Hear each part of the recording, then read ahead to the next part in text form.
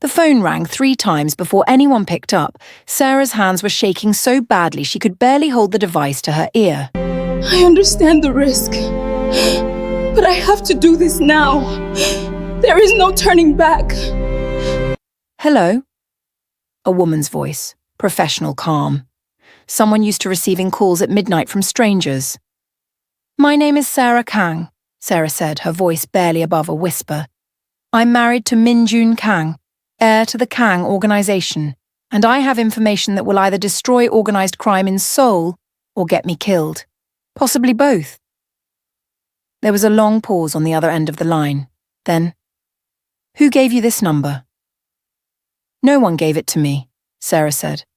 I found it in Minjun's private safe. It's written on a card that says, if everything falls apart. I'm assuming you know what that means. Another pause, longer this time. Then, my name is Detective Park Ji-won. I work for the National Police Agency's Organized Crime Division. I've been investigating the Kang family for 7 years. And if you're actually who you say you are, then what you're about to tell me will either be the most valuable intelligence I've ever received or an elaborate trap designed to compromise my investigation. It's not a trap, Sarah said, but I need guarantees. I need protection for my mother. I need immunity from prosecution for crimes I've already committed. And I need Minjun to survive this. Whatever happens to the organization, he cannot die. Detective Park laughed, but it wasn't a happy sound. You're asking for a lot from someone you've never met. I'm giving you everything, Sarah replied. Every operation, every corrupt government official, every smuggling route, every murder, every money laundering scheme, everything, in exchange for what I'm asking. Meet me in 2 hours, Detective Park said. The convenience store on Gangnam Street. Come alone.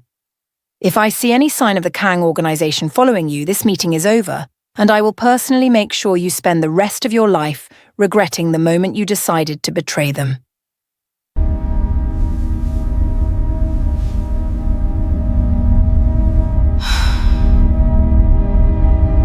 Sarah hung up the phone and sat in the darkness of the penthouse, listening to the sound of Minjun sleeping in the bedroom down the hall.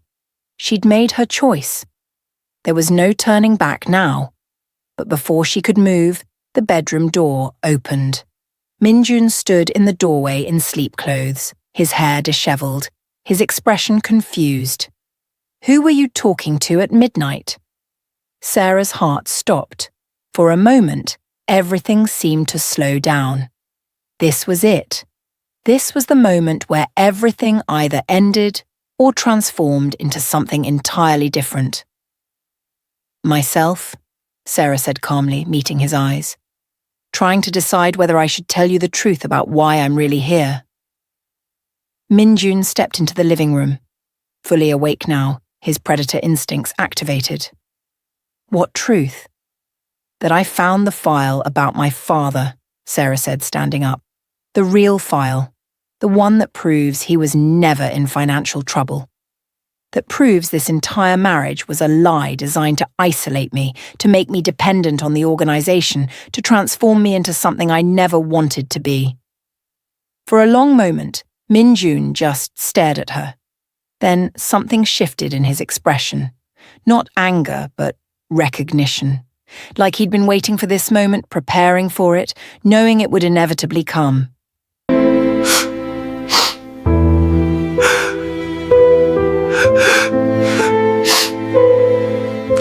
My mother lied to you, he said simply.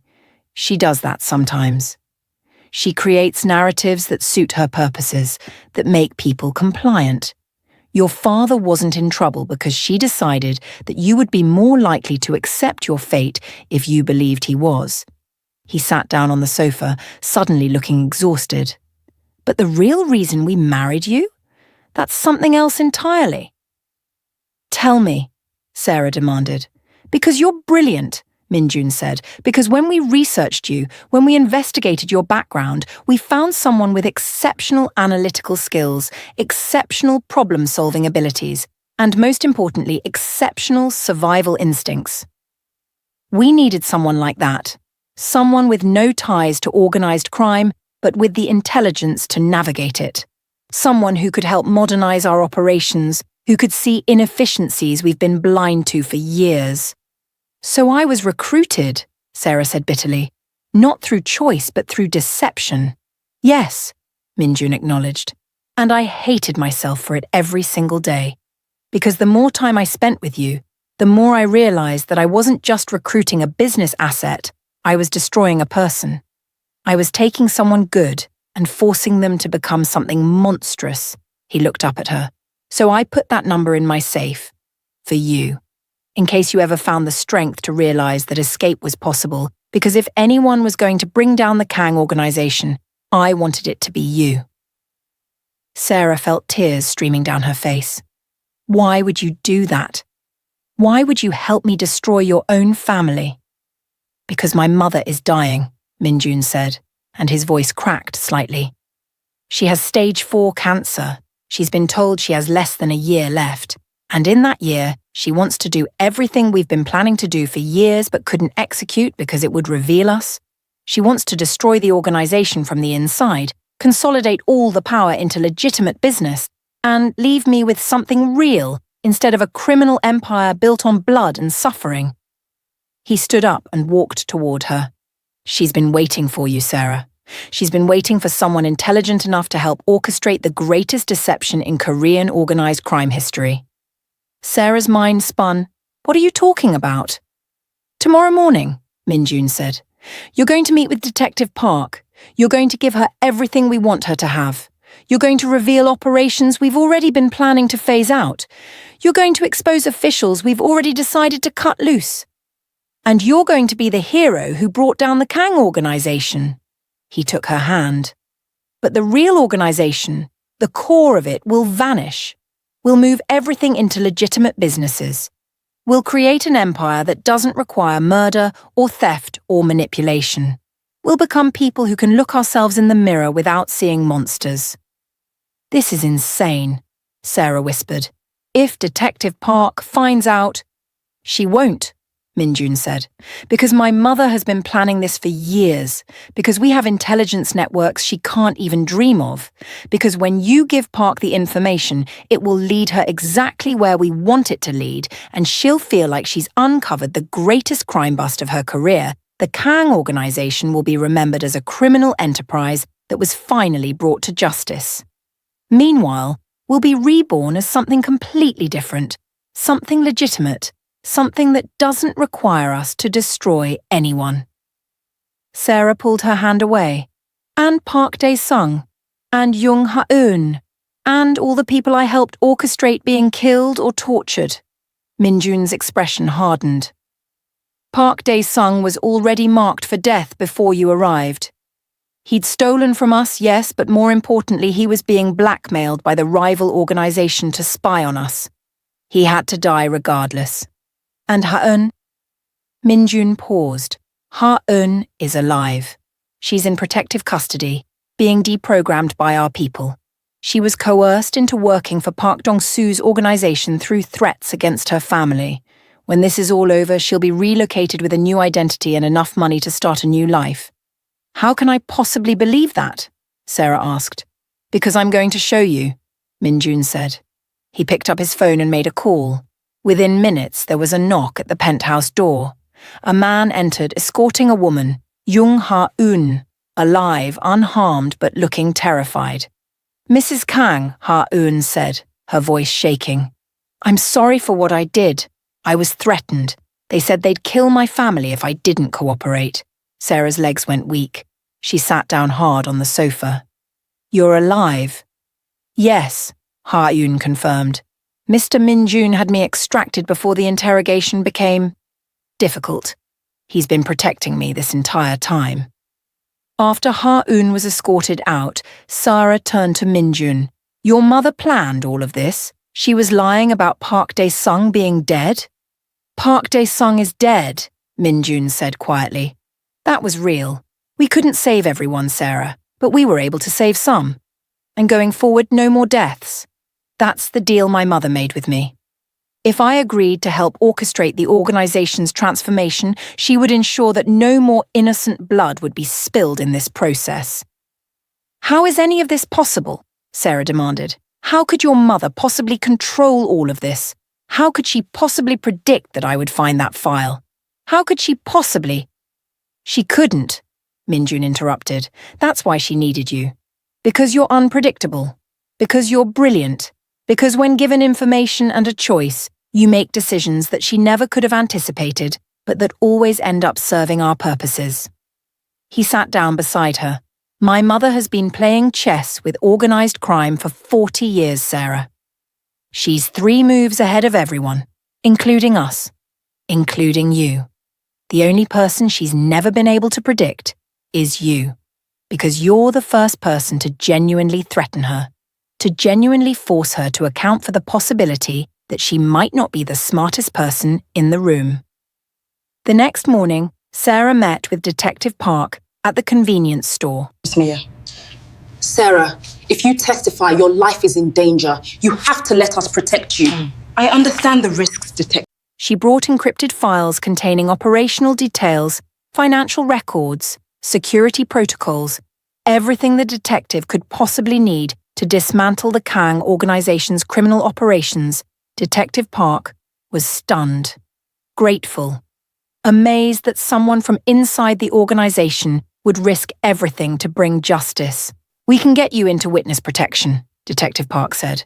You'll never have to see your husband again. You'll never have to see your mother-in-law. You'll get your life back.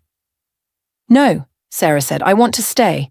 I want to help transition the organization to legitimate business. I want to make sure that my role in bringing people down doesn't result in them being killed in revenge attacks. I want to see this through. Detective Park frowned. That's not how this works.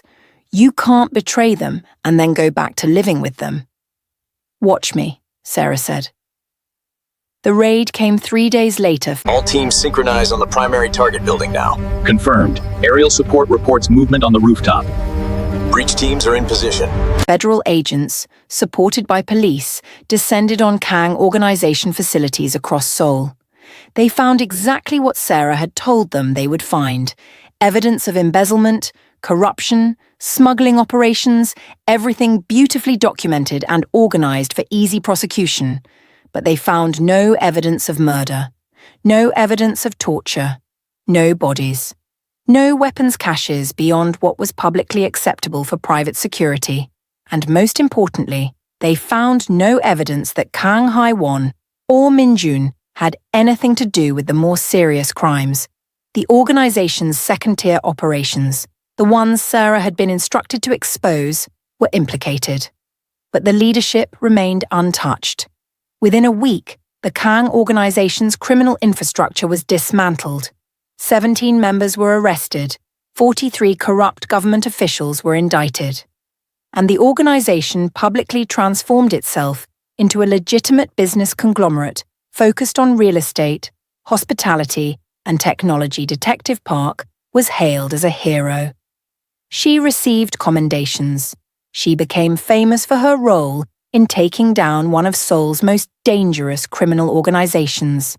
She had no idea that every piece of evidence she'd received, every lead she'd followed, had been carefully orchestrated by the very people she thought she was destroying.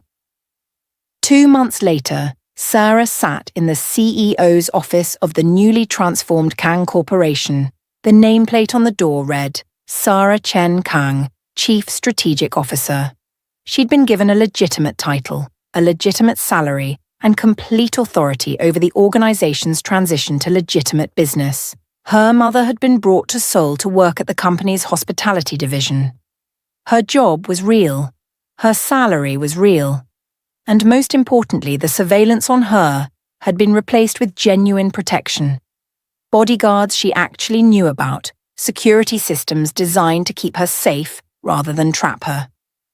Minjun knocked on her office door. He carried 2 cups of coffee and a manila folder. Results from your investigation into the organization's financial restructuring, he said, setting the folder on her desk. You were right about the inefficiencies in the system. The changes you recommended are saving us millions in operational costs. How's your mother? Sarah asked. Tired, Minjun said, but satisfied. She's decided to step back from the organization completely. She's going to spend her remaining time with her family traveling, actually living for the first time in 40 years. He sat down across from her. She wanted me to tell you something. What? She said that you were the best strategic investment this organization has ever made. She said that you turned what was supposed to be a tool into a person. And that person became the architect of our rebirth. She said she's proud of you in her way. Sarah smiled despite herself. Tell her I'm proud of her too. And terrified of her, but mostly proud. 6 months after the transformation, Sarah stood on a balcony of a penthouse in Seoul, not as a prisoner, but as the chief architect of the Kang organization's evolution into legitimate business. The city spread below her looked the same, but everything had changed. The shadow world had been dismantled, at least as far as the outside world knew. The organization's criminal operations had ceased, not out of morality, but out of calculation, out of a realization that legitimate business could generate just as much profit with significantly less risk. Minjun joined her on the balcony, carrying 2 glasses of wine. I have a confession, he said. I fell in love with you somewhere between the moment you fought me in the hallway and the moment you decided to betray the organization for the greater good. I'm still not sure which one it was. Sarah turned to look at him, this man who'd been her captor, her teacher, her partner in transformation. I hated you at first, then I respected you. Then I realized that respect and love aren't always different things when you're in the kind of situation we were in. So what are we now? Minjun asked. I don't know, Sarah said honestly. We're not a traditional couple. We're not captive and captor. We're not purely business partners. We're something new. Something that doesn't have a name yet. How about we call it a second chance? Minjun suggested, for both of us. Sarah took the wineglass from his hand. I'd like that. 2 years later, the Kang Corporation became the fastest growing hotel and technology company in Korea. Sarah's innovations in business strategy made her a nationally recognized CEO. She was featured in business magazines. She gave speeches at conferences. She became the face of corporate transformation, the woman who helped a family business modernize and scale. What nobody knew was that the Kang organization still existed, just transformed. No more murders, no more torture, no more organized crime. But still an organization that wielded significant influence, still capable of protecting its interests, still powerful in ways that the legitimate world couldn't quite comprehend. And Sarah was at the center of it, bridging the gap between the criminal past and the legitimate present. Her mother had remarried to one of the Kang organization's legitimate business managers and was living her best life. Detective Park had been promoted to superintendent based on her massive case closure rate and had no idea that the case she was most proud of had been orchestrated by the very criminals she'd thought she'd destroyed, and Kang Hai-won spent her final days watching her son and daughter-in-law build an empire that didn't require blood to sustain it. When Hai-won died, on a sunny afternoon in the garden of a hospital overlooking Seoul, she passed her hand from Minjun's to Sarah's and whispered, "You became something greater than I ever imagined. I'm sorry it took so much suffering to get here." "I know," Sarah said, squeezing the old woman's hand. "And I forgive you." Hae-won died with a smile on her face. The night of her mother-in-law's funeral, Sarah couldn't sleep. She stood on the balcony of the penthouse, no longer a cage but a home, and looked out at Seoul, the same city that had imprisoned her, that had transformed her, that had broken her and remade her into something she never expected to become. Minjun found her there. He always did. He understood her in a way that no one else could, because he'd been on this journey with her from the beginning. "What are you thinking about?" he asked, wrapping a blanket around her shoulders. That if someone had told me 3 years ago that I'd end up married to a Mafia heir, transformed into a criminal, then positioned as the person who brings down the criminal organization, and then end up as the CEO of a legitimate company with the man I allegedly brought down, I would have said they were insane, Sarah said. "What do you think about it now?" Minjun asked. I think it's the most insane thing that's ever happened to me. And I think I wouldn't change a single moment of it because every moment led me here. Led me to this person who understands me, who believes in me, who chose to give me an actual choice when he could have kept me imprisoned forever. Minjun took her hand. I have something for you. A choice, actually. And I want you to understand that this is a real choice, with no strings attached, no hidden agendas, no manipulation. He pulled out a box. Inside was a new ring. Not a shackle this time, but a real engagement ring. Delicate, beautiful, chosen with obvious care. Sarah Chen Kang, Minjun said, will you marry me? Not because your father sold you, not because my mother orchestrated it, not because of any hidden agenda or strategic advantage, just because I love you, and I want to spend the rest of my life with someone who challenges me, who makes me better, who reminds me every single day that I'm capable of being more than what I was born into. Sarah looked at the ring, then at Minjun, then out at Seoul, the city that had been both her prison and her salvation. She thought about everything she'd survived, everything she'd overcome, everything she'd transformed herself into. And then she smiled because she realized that this time the choice was actually hers. Yes, she said. Yes, I'll marry you. For real this time. 1 year later, Sarah stood in the doorway of a private charity gala, wearing a wedding dress that cost more than most people's cars. The headline in the business section of every major Korean newspaper read, Kang Corporation's CEO and Minjun Kang marry in stunning private ceremony. What they didn't know was that this was the real marriage. The first one had been a transaction. This one was a choice. This one was real. As she walked toward the altar, past rows of international business leaders, government officials, and celebrities, Sarah caught sight of Detective Park in the audience, still convinced that she'd single-handedly dismantled organized crime in Seoul, still unaware that she'd been played perfectly by an enemy she never realized existed. Sarah smiled to herself. That was the real victory, wasn't it? Not the destruction of the organization, but the transformation of it. Not the downfall of Minjun, but the elevation of him.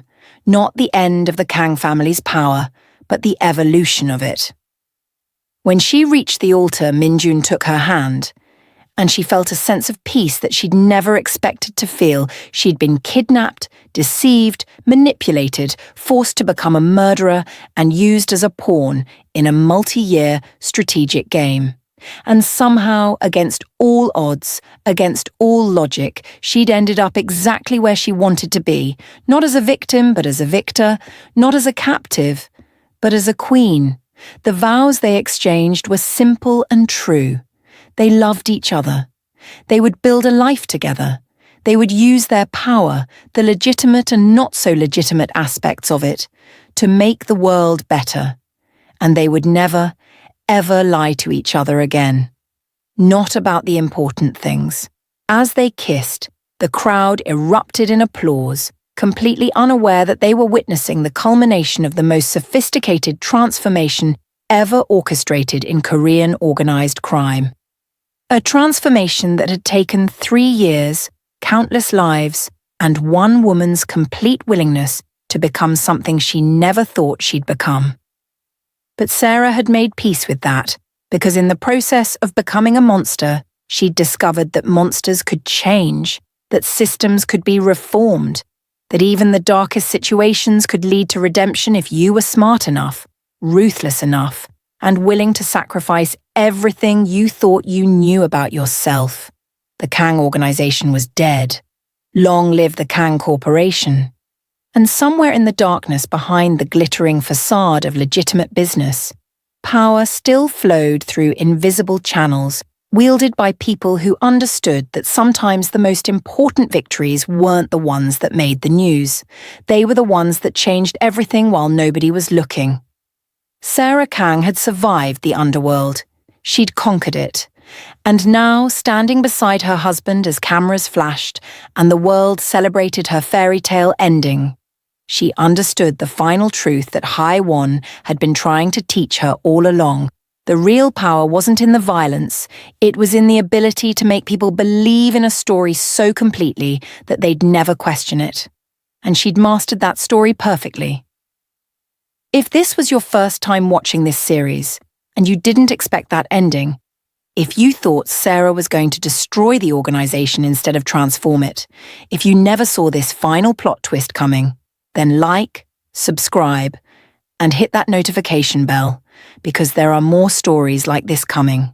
Stories of survival, stories of transformation, stories that will make you question everything you thought you knew about redemption, power, and what it really means to win.